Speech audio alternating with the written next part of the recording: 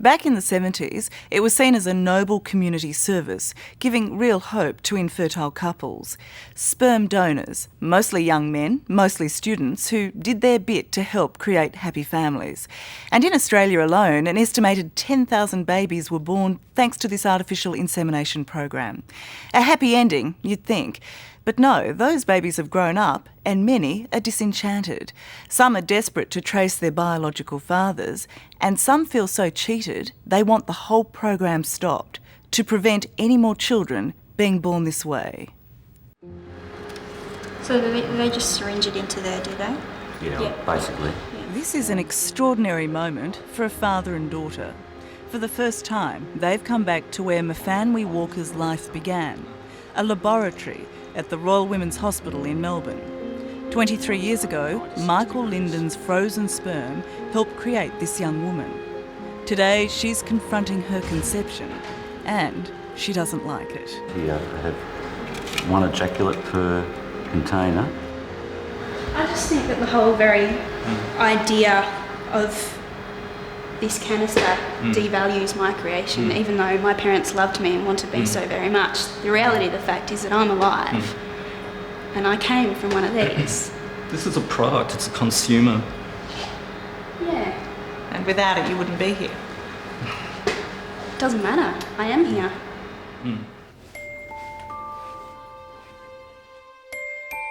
And then there's Joanna Rose, conceived 32 years ago in Britain with donor sperm. Despite a decade-long search, she hasn't been able to find her donor father. She says seeing herself is like looking at a stranger. I do. I literally just think, who's she? Who's she again? She's following me around. I see my own reflection. And I don't look like my mum. I don't. I think I probably have the face of, a female version of my genetic father. And that's weird.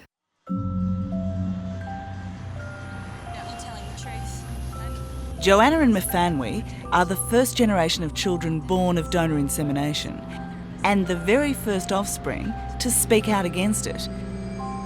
They want it banned to stop the very process that created them in the first place. You had lab coats and syringes and an aseptic technique, You are the genetic combination of people who wouldn't touch each other with a barge pole.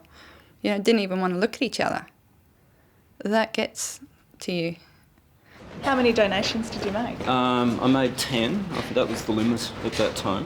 Michael Linden was a young university student when he first signed up for $10 a donation. Did you ever consider that you were creating $10 babies? No, I didn't. No, I never felt that way about it. What did you think you were doing? I was being paid for giving them my sperm. That's all I thought I was doing. You definitely resemble my mother, facially. I thought there was some similarities. Promised anonymity and no responsibility, the young hippie didn't think twice about it. But then, 2 decades later, he discovered a daughter he never knew existed, a daughter that had been desperately looking for him. Do you remember that? Having that photo taken? It was just by chance. 2 years ago, Michael spotted Mfanwi's plea in a newspaper and recognised himself in her. The door opens and as he welcomed me into the door, I knew that I was related to him, even, without it even being a conscious thought. I knew that he was my relation and that he was my biological father. I saw my daughter. I saw an instant recognition. Did that blow you away? It did. I described it. I've paralleled it with having a new baby come into your life. You like to say there's no right or wrong. There's been no such comfort for Joanna. Act like I disappear. Her search has so far brought nothing but frustration. What do you know about your biological father? I think he was a medical student, apparently, and I know he donated during 1971 at Harley Street. There was a handful of guys who donated for 7 years, up to 3 times a week, and they called it the Wank Bank. And apparently I have probably between 200 and 300 half-siblings. How does that notion make you feel? dizzy. Just dizzy with...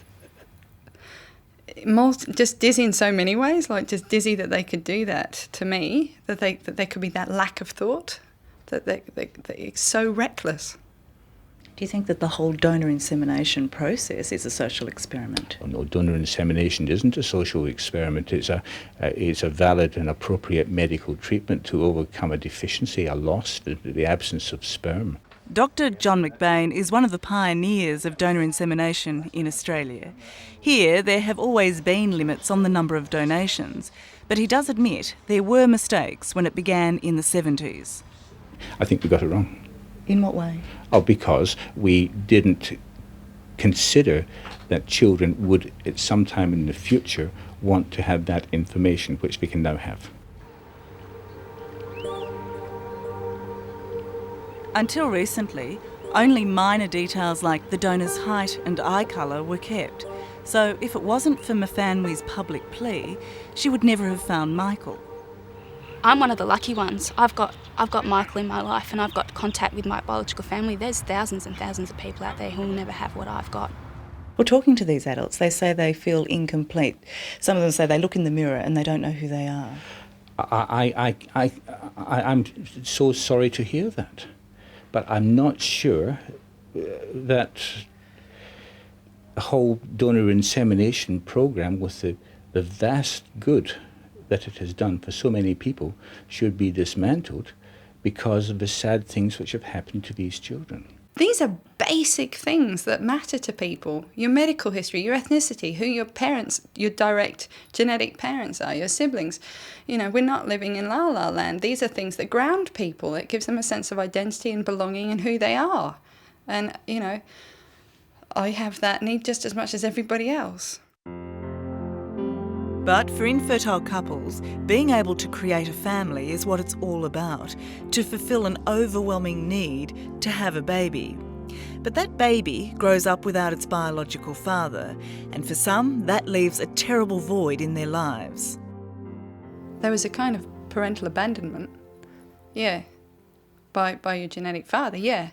You were gifted, you know, it's... But he wasn't a parent, you hadn't been... No, conceived. But he gave up his rights and responsibilities in relationships. He created a child he would have no acknowledgement of. He helped create. No responsibility for. Yeah, then that is a type of... Look, I wasn't raised by my genetic father. That's a sense of abandonment. I'm sorry to say it is. So what do you know about your donor father? I know that he went to Duntroon Military College for 2 years at least. 25-year-old Liam Marcus was conceived in Canberra thanks to a donation from a young military student. Do you look into the faces of strangers you see on the streets and say, I wonder if you could be my dad? Yeah, sometimes, yeah. I mean, of course, it crosses your mind, you know, if someone sort of looks similar or something, but yeah, not normally. He knows very little about his biological father, and apart from learning his medical history, has no driving urge to find him. I think it's a brave decision. Yeah, I mean, it can't have been easy to go into a sort of fertility clinic knowing that you're donating sperm to make people. Yeah, and I'm glad that he did. I thank him for his genes, wherever he may be, and yeah, I'm really glad that he did. And what do you think of your parents' decision to conceive you in this way? It tells me they wanted me pretty bad, yeah, and I also feel very warm about that. They've obviously gone through a lot of pain and trouble to bring me into this world, and I do appreciate that fact. Oh, we had this guy coming in, he's put a big hole in the little kitchen at the back. And so what of Mfanwi's mum, Mary Walker? She was only able to have children because of Michael Linden, and not one, but two. Her husband was infertile, and so Michael's sperm helped produce Mfanwi and her younger brother, coincidentally also named Michael. Today your daughter went to the sperm bank for the first time and described the place as emotionless, loveless. Was her creation without love? No, that's actually completely wrong, because for about 8 years I'd been trying to have children. So she was really... It's the one thing my two children cannot say is actually that they're not wanted children. They're the two most wanted children in the world and the two most loved. How do you feel about Michael? Yeah, he's a nice bloke. That little bit where the bath used to be. Why'd you do it anyway? What do you think about his decision to donate sperm? Well, a bit weird. I wouldn't donate sperm Why is that? because I wouldn't want to have 5, 6 kids not knowing who their father is. That'd be a bit weird for them. And not me not knowing them, so it's a bit complicated. In fact, it's so complicated that up to 80% of parents who use donor insemination never tell their children their father is not their natural father.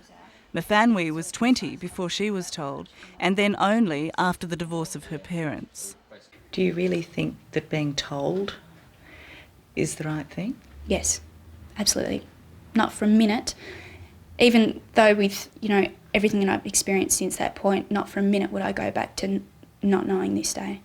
I don't think it's right to deceive someone about their conception and about who their family really is. That's why I say to those donors in the past that they should see that there may be children out there that have this missing part of their lives, and they should be open to being contacted by those children because it means something to those children to know where they came from. For adults like Liam, the only chance they have of finding their biological fathers is if those men contact one of the voluntary registries throughout Australia. Even today, donors are still anonymous, except in Victoria, where since 1998 they must be identifiable.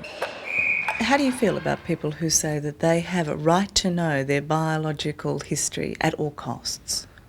I respect their beliefs. I believe that I can understand how it could really become an overriding factor in your life. But as for myself, I'd have no desire to sort of go out there and make it the be-all and end-all of my life, and I'm happy. It has become an obsession for Joanna Rose. In Britain's High Court, she's been fighting for the rights of donor offspring, and in Australia is doing a PhD on the ethics and social impact of donor conception. This whole industry is growing. It's not like everybody's learnt from the mistake and they've all stopped and it's all fine now. I really feel a sense of compulsion to say, look, even at the beginning when you were doing donation, you stuffed up. Stop. I believe that there is some real hurt. I think it's outrageous, however, to imagine it would have been better never having been conceived.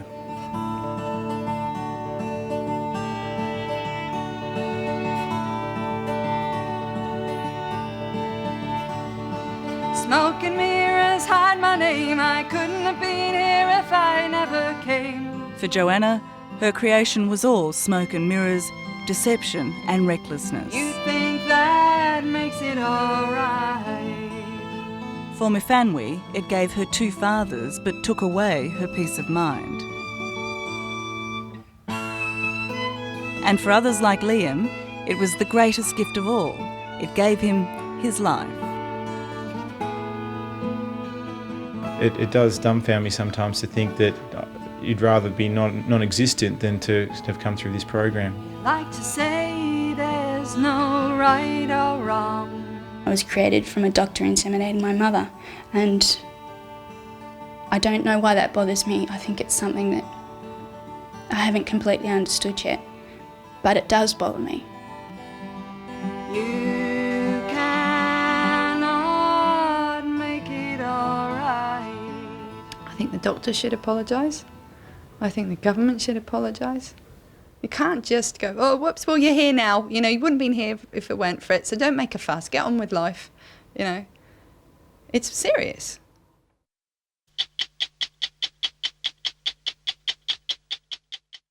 Hello, I'm Tara Brown. Thanks for watching 60 Minutes Australia. Subscribe to our channel now for brand new stories and exclusive clips every week.